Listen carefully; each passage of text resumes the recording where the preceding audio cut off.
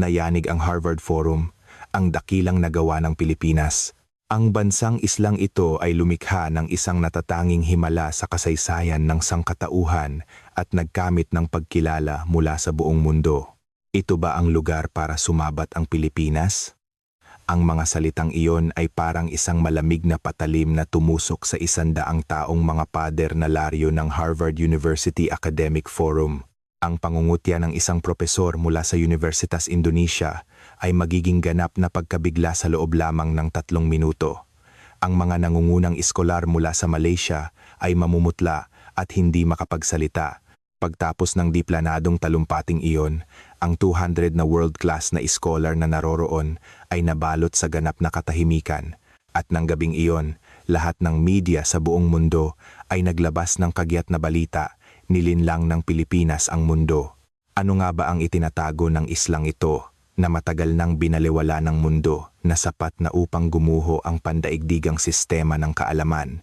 Ang 12 minutong katotohanan na bumaligtad sa mundo ay magsisimula na ngayon. Hindi ko malilimutan ang sandaling iyon sa bulwagan ng pinakamataas na institusyon ng pag-aaral sa mundo, sa Harvard, ang hindi kapani-paniwalang pagbaligtad na iyon. Ako si Jose Rizal Santos, isang Pilipinong-Amerikanong propesor sa physics na dumalo sa Harvard International Symposium sa araw na iyon. Nanirahan ako sa Amerika sa loob ng 25 taon at inilaan ang buong buhay ko sa pananaliksik.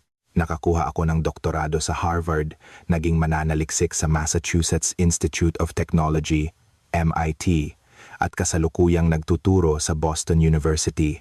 Bago tayo magpatuloy, mangyaring i-comment kung saang bahagi ka ng mundo nanonood at siguraduhing mag-subscribe dahil tiyak na ayaw mong makaligtaan ang balita bukas.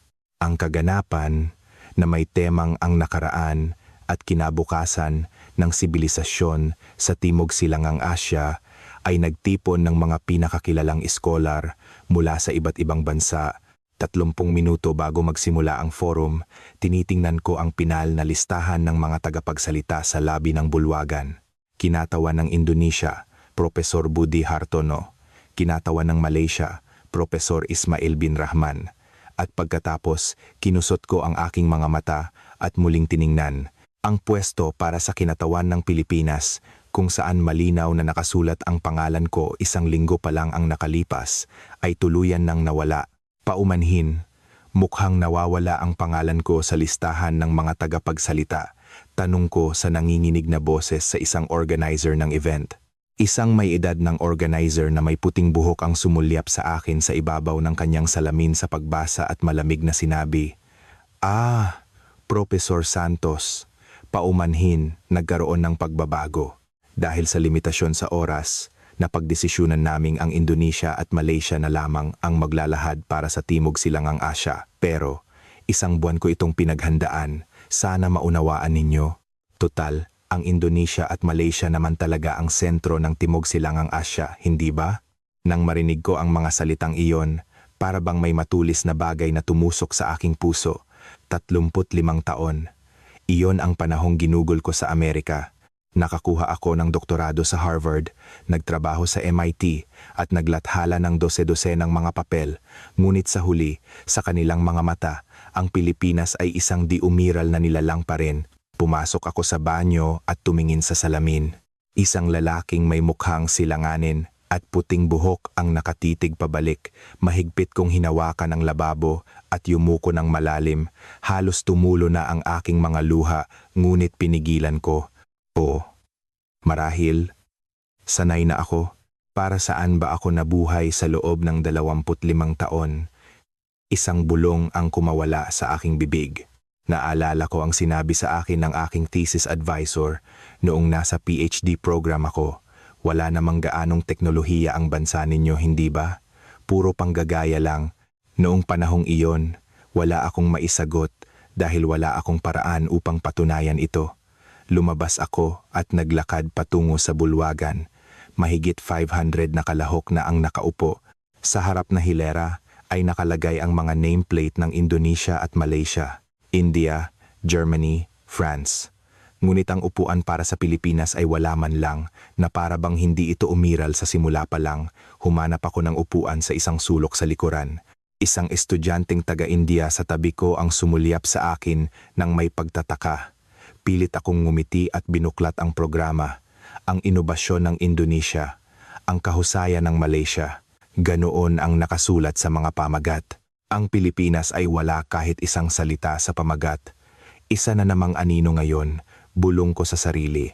Ngunit hindi ko pa alam noon na sa loob lamang ng 2 oras, ang buong bulwagan ay babaligtarin at ang pangalang Pilipinas ay mababanggit mula sa bibig ng bawat isa. Tumayo ang host sa entablado at hinawakan ang mikropono. Sige, ngayon ay ating tuklasin ang nakaraan at kinabukasan ng sibilisasyon sa Timog Silangang Asya. Una, salubungin natin ng masigabong palakpakan si Profesor Budi Hartono mula sa Universitas Indonesia. Nagpalakpakan. Mahigpit kong ikinuyom ang aking mga kamao. Nagsimula na ang piging ng kahihiyan. Si Profesor Hartono na umakyat sa entablado ay tunay na karapat-dapat sa kanyang reputasyon. Matangkad, malakas ang boses at nag-uumapaw sa kumpiyansa. Mga Ginoo at ginang, ang pinagmulan ng sibilisasyon sa Timog Silangang Asya ay ang mga dakilang imperyo ng kapuluan. Ang kanyang unang pangungusap ay agad na nakuha ang atensyon ng lahat. Sa screen, lumitaw ang isang larawan ng maringal na Borobudur Temple. Tingnan ninyo ang aming sining, batik, gamelan. Ang mga ito ay nagmula sa aming kultura. Ang mga ito, na humubog sa sining ng rehiyon, ay isinilang mula sa kamay ng aming mga ninuno. Habang nagpapalit ang mga slide, lumalakas ang paghanga ng mga manonood. Mula sa likod, pinapanood ko ito na may bigat sa dibdib. Tingnan ninyo ngayon, ang aming ekonomiya. Ang Jakarta ay isang sentro ng kalakalan na nag-uugnay sa rehiyon. Kami ang pinakamalaking ekonomiya sa ASEAN. Iyan ang bilis ng Indonesia. Ipinakita sa screen ang mga nagtataasang gusali sa Jakarta at napuno ng paghanga ang mga manonood. Kami ay isang bansang may libu-libong taon ng kasaysayan. Ang mga imperyo ng Srivijaya at Majapahit ay patunay ng aming impluensya. Huminto siya sandali at ngumiti ng makahulugan. Ang Timog Silangang Asya ay palaging umuunlad na, ang Indonesia ang sentro. Noon, ngayon, at sa hinaharap. Dumagundong ang palakpakan, mahigit 500 na manonood ang pumalakpak. Nanlumo ang puso ko. Ang Pilipinas ay hindi man lang nabanggit. Bumaba si Profesor Hartono sa entablado sa gitna ng malakas na palakpakan. Muling kinuha ang host ang mikropono. Susunod, salubungin natin si Profesor Ismail bin Rahman mula sa University Malaya. Pakinggan natin ang kagandahan, ang kahusayan na ipinakitang Malaysia. Napabuntong hininga ako. Ngayon, turno na ng Malaysia. Muli, ang Pilipinas ay magiging isang bansang hindi umiiral. Umakyat sa entablado si Profesor Rahman. Ang scholar na ito ay may seryosong ekspresyon, ngunit puno ng pagmamalaki. Magandang araw sa lahat. Ngayon, nais kong talakayin ang diwa ng Malaysia. Ang kanyang boses ay mahinahon, ngunit may bigat. Sa screen, lumitaw ang Petronas Towers. Ang aming landas tungo sa modernisasyon, ang aming Vision 2020 ay naging huwaran para sa maraming umuunlad na bansa. Ang aming pagtuon sa infrastruktura at katatagan ng ekonomiya ay lumikha ng isang himala. Tumango ang mga manonood. Tingnan ninyo ang aming mga industriya. Mula sa langis at gas hanggang sa electronics, ang Malaysia ay naging isang pandaigdigang manlalaro. Ang aming mga multinasyonal na kumpanya ay kilala sa buong mundo. At ang aming kultura, isang tunay na melting pot ng Malay, Chinese at Indian na impluensya na lumilikha ng isang maayos at magkakasamang lipunan. Habang nagsasalita siya, lalo akong nanliit. Ang kadakilaan ng Indonesia, ang kaayusan ng Malaysia, ay ginawang isang dinakikitang sapa ang Pilipinas. Nagtapos si Profesor Rahman. Ang kahusayan sa Timog Silangang Asya, iyan ang regalo ng Malaysia sa mundo. Muling dumagundong ang palakpakan. Yumuko ako. Sa loob ng 2 oras, hindi man lang nabanggit ang Pilipinas. Nagsimula ang Q&A, isang estudyante sa harapang nagtaas ng kamay, ang estudyanteng taga-India mula sa Harvard Business School. Maraming salamat sa dalawang napakagandang presentasyon. Tunay na kahanga-hanga ang mga nagawa ng Indonesia at Malaysia. Tumayo siya, ngunit may tanong ako. Pagdating sa Timog Silangang Asya, kilala ang dalawang bansang ito. Ngunit ano ba ang anumang espesyal na ambag ng Pilipinas? Ibig kong sabihin, bukod sa adobo at karaoke, isang makasaysayang ambag. Sa sandaling iyon, ang buong bulwagan ay napuno ng mahinang tawanan. Oo nga, ano ba ang mayroon sa Pilipinas? Hindi ba't lugar lang iyon para sa mga domestic helper at pagkanta, mga BPO, pero iyon ay serbisyo lang, hindi inobasyon, may nagsabi ng malakas. At mga beach. Magaganda raw ang mga beach nila, isa pang bugso ng tawanan, na para bang ang Pilipinas ay isang paksa lamang para sa libangan. Sumagot si Profesor Hartono, ang Pilipinas? Isang kapuluan sa pagitan ng mga malalaking bansa. Narinig kong maganda ang kanilang musika. Mukhang nagsisikap naman sila. Ang kanyang tono ay may halong awa, na para bang nakikipag-usap sa isang bata. Sumang-ayon din si Profesor Raman. Natutunan naman ng Pilipinas nang maayos ang mga itinuro namin sa kanila sa ASEAN.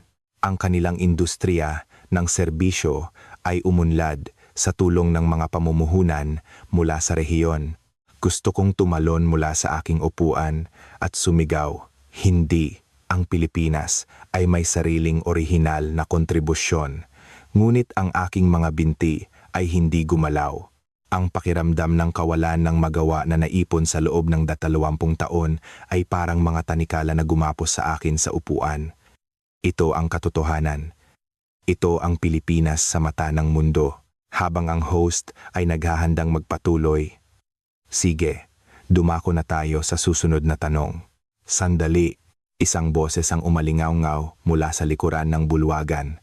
Tahimik ngunit puno ng hindi matitinag na kapangyarihan. Si Professor Eleanor Vance, isang scholar sa History Department ng Harvard. Sa loob ng 25 taon, inilaan niya ang kanyang sarili sa pag-aaral ng kasaysayan ng Timog Silangang Asya at ng Pilipinas. Siya, nakaraniwang kilala sa pagiging tahimik, ay biglang tumayo. Lahat ay napatingin sa kanya ng may pagtataka. Sasagutin ko ang tanong na iyan. Nagsimula siyang maglakad pasulong. Sa kanyang kamay ay may hawak siyang isang maliit na USB drive. Professor Vance, wala po ito sa ating programa, sabi ng host na nag-aalala. Bigyan ninyo ako ng 10 minuto. Sapat na iyon. Ang kanyang boses ay may di matatanggihang diin. Umakyat si Professor Vance sa entablado at isinaksak ang USB sa laptop. Tumingin siya sa buong madla, kasama na sina Professor Hartono at Rahman na mayroon pa ring mapanlibak ng ngiti. Ang tanong kanina ay, bukod sa adobo at karaoke, ano pa ang mayroon ng Pilipinas? Nagbago ang imahe sa screen. Ang unang lumitaw ay isang bagay na hindi ko mapaniwalaan. Isang sinaunang mapa ng Mactan noong ika-16 na siglo, katabi ng isang guhit ng mga barkong Espanyol. Ang buong bulwagan ay biglang natahimik. Ang aking ama ay isang Peace Corps volunteer sa Pilipinas. Ang biglaang pag-amin ni Professor Vance ay nagpatulala sa lahat. Doon niya ginugol ang mga taon ng pag-unlad ng bansa. Hanggang sa kanyang pagpanaw, hindi niya malimutan ang islang iyon. Hindi niya malimutan ang mga taong tahimik na nagsikap sa mga pabrika para likhain ang isang ekonomikong himala, ang mga mata na puno ng pag-asa para sa demokrasya sa ilalim ng isang diktadurya. Huminga siya ng malalim. Kaya sinimulan kong pag-aralan ng Pilipinas. 25 taon.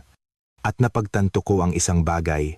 Lubha tayong ignorante tungkol sa Pilipinas. Sa screen, lumitaw ang isang bagong slide. Ang pamagat, 1511, ang labanan sa Mactan na nagpabago sa kasaysayan ng pandirigmang pandagat sa mundo. Tingnan ninyo ito. Pinalaki niya ang mapa ng baybayin ng Mactan. Noong 1521, halos 500 taon na ang nakalilipas. Isang general na nagngangalang Lapu-Lapu ang namuno sa daan-daang mandirigma. Ang kanyang kalaban, si Ferdinand Magellan, na kumakatawan sa pinakamalakas na imperyo sa mundo noon, ang Espanya. Nagsimulang manigas ang mukha ni Profesor Raman. Gaano kalakas ang kapangyarihang pandagat ng Europa noon. Ang kanilang mga galyon ay naghahari sa karagatan. Ang kanilang mga kanyon ay walang kapantay. Samantala, ang mga mandirigma ni Lapu-Lapu ay mayroon lamang mga sibat at kalasag. Nagpakita si Vance ng isang paghahambing ng mga armas. Tinawanan ng mga Espanyol ang mga sandata ni Lapu-Lapu. Inakala nilang ito ay magiging isang madaling panalo. Ngunit nagkamali sila. Ang ginamit ni Lapu-Lapu ay hindi lakas, kundi talino. Nagsimulang mapuno ng lakas ang boses ni Professor Vance. Bumibilis ang tibok ng puso ko. Sa wakas, may nagsasabi na ng katotohanan. Alam niyang matatalo siya sa harapang labanan sa dagat. Ngunit mayroon siyang isang ganap na kalamangan na wala ang mga Espanyol, kaalaman sa lokal na lugar. Alam niya na sa pagbaba ng tubig, ang mababaw na bahagi ng baybayin ay magiging isang bitag para sa mabibigat na barko at nakabaluting mga sundalo ng mga Espanyol. Pinilit niyang lumaban sila sa lupa, kung saan ang bilis at kaalaman sa terrain ng kanyang mga tauhan ay magiging mas epektibo. Isa itong sugal, hindi napigilang sumabat ng isang Amerikanong propesor. Oo, isang sugal na batay sa masusing kalkulasyon. Ipinusta niya ang lahat sa kaalaman sa tides at sa tapang ng mga katutubong Pilipino.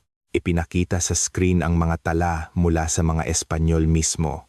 Ang mga katutubo ay lumabas na parang mga anino mula sa kung saan, napakabilis at mabangis. Ang mga Espanyol ay nagkagulo at natalo. Si Lapu-Lapu ay hindi lamang isang general. Siya ay isang henyo sa estratehiya. Ginamit niya ang tides, ang terrain, at maging ang psikolohiya. Pinatunayan niyang ang nagpapanalo sa digmaan ay hindi lamang ang superioridad ng armas, kundi ang talino sa isipan. Tinalo niya, gamit ang kahinaan laban sa kalakasan, ang isang pandaigdigang superpower at binago ang kasaysayan ng Timog Silangang Asya. Ang diwang ito ang simula ng Pilipinas. Pinipigil ng mga manonood ang kanilang hininga, ngunit hindi pa iyon ang lahat. Pero ang tunay na lakas ng Pilipinas ay hindi lamang ipinapakita sa larangan ng digmaan, sabi ni Professor Vance, kundi sa mas malalim na aspeto, ang pag-aalaga sa kaluluwa ng isang sibilisasyon. Nagpalit siya ng slide. Ang lumitaw sa screen ay ang imahe ng libu-libong tao sa EDSA na may mga rosaryo, nakaharap sa mga tangke noong 1986.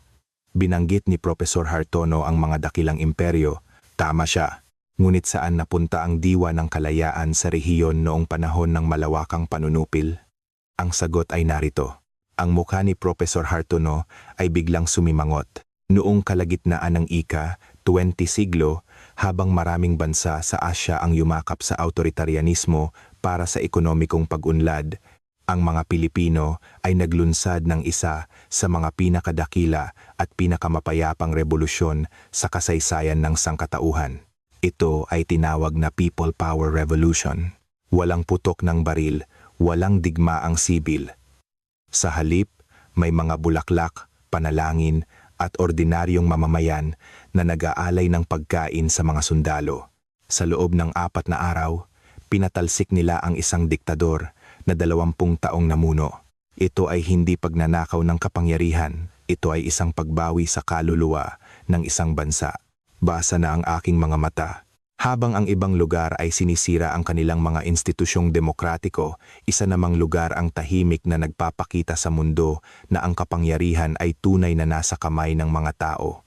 Ang Pilipinas ay naging isang parola ng demokrasya na nagbigay inspirasyon sa mga kilusan para sa kalayaan mula sa South Korea hanggang sa silangang Europa. Si Professor Hartono ay nakakuyom ang mga kamao, walang masabi.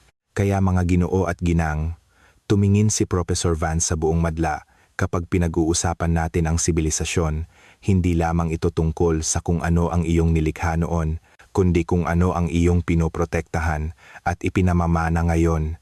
Sa ganitong diwa, ang Pilipinas ay hindi lamang isang ekonomiya. Ito ay isang Noah's Ark ng demokrasya sa Asya. Iningatan nito para sa mundo ang pinakamahalagang alaala ng kalayaan. Naramdaman ko ang init na dumaloy sa aking puso. Oo, ito ang DNA ng Pilipinas. Hindi para manakop, kundi para mag-alaga. Hindi para sumira, kundi para magpamana. ngunit hindi na natili sa nakaraan ng Pilipinas. Ang DNA na ito ng pag-aalaga sa sibilisasyon ay naging isang diwa ng paglilingkod na nagtutulak sa kinabukasan. Nagbago ang imahe sa screen mula sa makasaysayang larawan sa EDSA patungo sa isang modernong larawan, isang Filipinang nurse na may ngiti at malasakit na nag-aalaga sa isang pasyente sa isang ospital sa New York. Ngayon, pag-usapan natin ang isang bagay na hindi nakikita ng mata, ngunit ang epekto ay napakalaki. Isang chart ang lumabas. Ito ay isang mapa ng mundo na may mga tuldok na kumakatawan sa mga Overseas Filipino Worker, OFWs. Tinatawag nila itong labor export. Tinatawag ko itong pinakamalaking pag-export ng human capital at compassion sa mundo. Mayroong higit sa 10 milyong Pilipino na nagtatrabaho sa halos bawat bansa sa mundo. Sila ang mga nurse na nag-aalaga sa ating mga may sakit sa Europa at gitnang silangan. Sila ang mga inhinyero na nagtatayo ng mga infrastruktura. Sila ang mga seaman na nagpapatakbo ng 25% ng lahat ng barko sa mundo. Sila ang nagpapatakbo sa mga hindi nakikitang makina ng pandaigdigang ekonomiya. Isang bulungan ng pagkamangha ang maririnig sa bulwagan. Ano ang ibig sabihin nito? Paliwanag ni Professor Vance. Nangangahulugan ito na ang puso ng pandaigdigang serbisyong pangkalusugan, ang gulugod ng industriya ng shipping, ang boses sa kabilang linya ng inyong customer service na kilala bilang BPO industry, kung saan ang Pilipinas ang nangunguna, ay malamang na Pilipino. Sila ang soft power ng mundo. Ang sinabi ng aking advisor na puro panggagaya lang ang bansa namin ay muling umalingaw-ngaw sa aking isipan. Ngunit ngayon, hindi nakahihiyan ang naramdaman ko, kundi isang kasiyahan. Hindi. Ang ginawa ng Pilipinas ay lumikha ng isang ganap na bagong modelo. Hindi ito panggagaya, ito ay pagiging huwaran. Hindi ito tungkol sa paglikha ng mga silicon chips. Ito ay tungkol sa pagbuo ng mga ugnayan ng tao.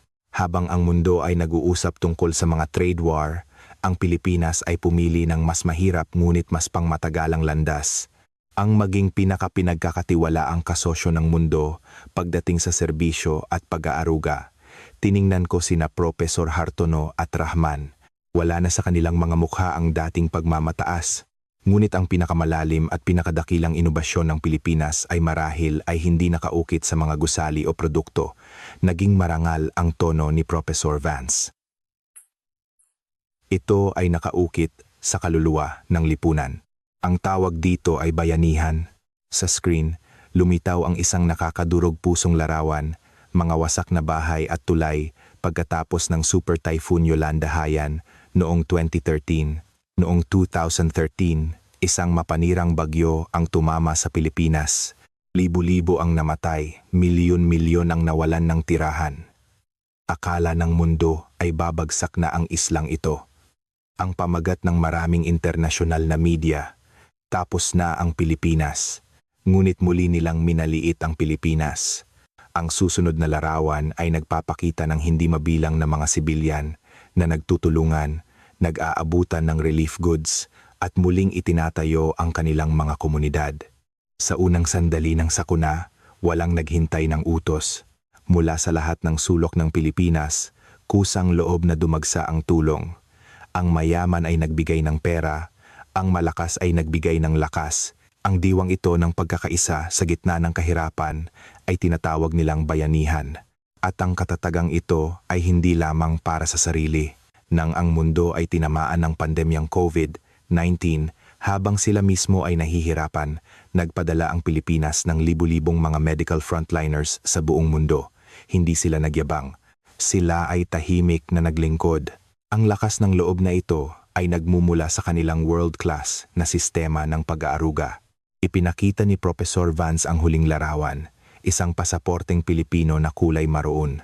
Sa huli, gusto kong pag-usapan ang tiwala. Sa mundong ito na puno ng pagdududa, ang tiwala ang pinakamahalagang yaman. Ang lakas ng isang pasaporte ay ang sukatan ng antas ng kredibilidad ng isang bansa. Ang pasaporteng Pilipino ay may visa-free access sa maraming bansa. Bakit? Dahil pinagkakatiwalaan ng mundo ang mga Pilipino. Naniniwala silang ang mga Pilipino ay mga mamamayang sumusunod sa batas, sibilisado at may mataas na kalidad.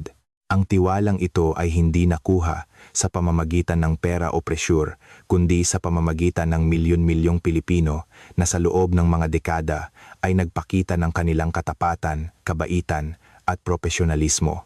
Mula sa talino sa estratehiya 500 taon na ang nakalipas hanggang sa pag-aalaga sa demokrasya, mula sa pagiging puso ng pandaigdigang serbisyo hanggang sa isang diwa ng pagkakaisa at kabutihan, iyan ang kumpletong sagot ng Pilipinas sa mundo. Pagkatapos ng talumpati ni Professor Vance, ang buong bulwagan ay nabalot sa malalim na katahimikan. Halos 1 minuto, walang nagsalita. Hindi ito katahimikan ng pagkailang, kundi ng sama-samang pagproseso ng napakalaking impormasyon. Ang ekspresyon ng mga tao ay nagbago mula sa pangungutya tungo sa pagkamangha at ngayon ay isang malalim na pag-iisip at paggalang. Pagkatapos, dahan-dahang tumayo si Professor Rahman, Professor Vance. Salamat po. Ang kanyang boses ay may bahagyang panginginig. Ako, ikinahihiya ko ang aking kamangmangan kanina. Inakala kong ang Malaysia ay nagbigay daan sa pag-unlad ng ASEAN, ngunit ngayon ko naintindihan na tinahak ng Pilipinas ang isang naiiba, ngunit pantay na kahangahangang landas. Aaminin ko, napakakaunti ng alam namin tungkol sa aming kapitbahay. Pagkasabi nito, yumuko siya ng malalim kay Professor Vance, ang pinakamataas na pagpapakita ng paggalang sa kanyang kultura. Sumunod na tumayo si Professor Hartono. Ako rin, palagi kong ipinagmamalaki na ang Indonesia ang sentro ng rehiyon, ngunit sa harap ng mga nagawa ng Pilipinas, kailangan naming matutong magpakumbaba, lalo na sa pagpapanatili ng diwa ng kalayaan habang nakakamit ang ekonomikong pag-unlad. Iyan ay tunay na isang pambihirang tagumpay. Sa sandaling iyon, ang estudyanteng taga-India na unang nagtanong ay nagtaas din ng kamay. Professor, humihingi po ako ng paumanhin. Nagtanong ako ng isang napakawalang galang na tanong ng walang anumang kaalaman tungkol sa Pilipinas. Ngumiti si Professor Vance. Walang anuman. Dahil sa iyong tanong, nagkaroon tayo ng pagkakataong ipakita ang katotohanan. Ang kamangmangan ay hindi kahiya-hiya. Ang ayaw matuto ang tunay na kahiya-hiya. Mukhang kailangan na nating baguhin ang ating mga textbook. Sigaw ng isang manonood. At sa sandaling iyon, nagsimula ang palakpakan. Noong una, 1 o 2 tao lamang, ngunit mabilis itong kumalat na parang apoy sa buong bulwagan. At pagkatapos, isa-isang tumayo ang mga tao. Naging isang standing ovation. 500 nangungunang isipan mula sa buong mundo, lahat ay nakatayo, pumapalakpak para sa Pilipinas. Ang palakpak na iyon ay hindi lamang para kay Professor Vance, kundi isang pagpupugay sa islang iyon. Tumayo rin ako. Sa loob ng 25 taon, ito ang unang pagkakataon na naramdaman kong maaari akong tumayo ng tuwid at buong pagmamalaki bilang isang Pilipino. Sa wakas, tumulo na ang aking mga luha, ngunit hindi na ito luha ng hinanakit. Ito ay luha ng pasasalamat, ng pagmamalaki, ng kagalakan, dahil sa wakas ay nakita na kami ng mundo. Isang kasamahan ang marahang tumapik sa aking balikat. Congratulations, Professor. Ang iyong bansa ay tunay na kahanga-hanga. Tumango ako ng mariin. Sa sandaling iyon, naramdaman kong tunay na akong naging isang buong Pilipino. Pagkatapos ng forum, may isang taong nag-record ng buong talumpati ni Professor Vance at in-upload ito sa YouTube. Ang pamagat, sa Harvard, ang katotohanan tungkol sa Pilipinas ay inihayag. Sa unang linggo, ang views ay umabot sa 5 milyon. Nag-trending ito sa buong mundo. Ang mga media outlets ay nag-ulat. CNN, ang nakatagong perlas ng Asya, ang muling pagtuklas sa Pilipinas. BBC, ang mapayapang revolusyon, paano binago ng Pilipinas ang mundo. Le Monde, higit pa sa Korean Wave, ang himig ng Pilipino. Dahil dito, naglabas ng pahayag ang Pangulo ng Harvard, matagal na tayong nabilanggo sa mga pagkiling. Lubos nating palalawakin ang ating pag-aaral tungkol sa Pilipinas. 1 linggo pagkatapos, opisyal na inihayag ng Harvard ang pagtatatag ng Philippine Studies Center na si Professor Vance ang unang direktor. 1 taon ang lumipas, muli kong nakita si Professor Vance. Professor, dahil po sa inyo, maaari ko nang ipagmalaki na ako ay Pilipino. Tumingin siya sa kalangitan. Ang sabi ng aking ama, ang mga tao sa islang iyon ay espesyal. Isang araw, mamamangha sa kanila ang mundo. Tama ang aking ama, na kumpleto ng Pilipinas ang isang tahimik na revolusyon, walang pagyayabang, tahimik lamang na lumalakad, hakbang-hakbang. Oo, sabi ko. Ang lakas ng katahimikan. Hindi ginawa ng mga Pilipino ito para patunayan ang isang bagay kaninuman, sabi niya. Ginawa nila ito para mabuhay ng mas mabuti. Ngunit sa prosesong iyon, lumikha sila ng isang himala. Ngayon, nakatingin ang mundo sa Pilipinas. Hindi na kami ang hindi nakikitang isla, ngunit kailangan pa rin nating maging mapagkumbaba dahil iyon ang aming estilo. Tahimik ngunit tiyak na sumusulong, iyan ang landas ng Pilipinas. Mga kababayan, tayo ay mga mamamayan ng isang dakilang bansa. Huwag nating kalimutan iyon.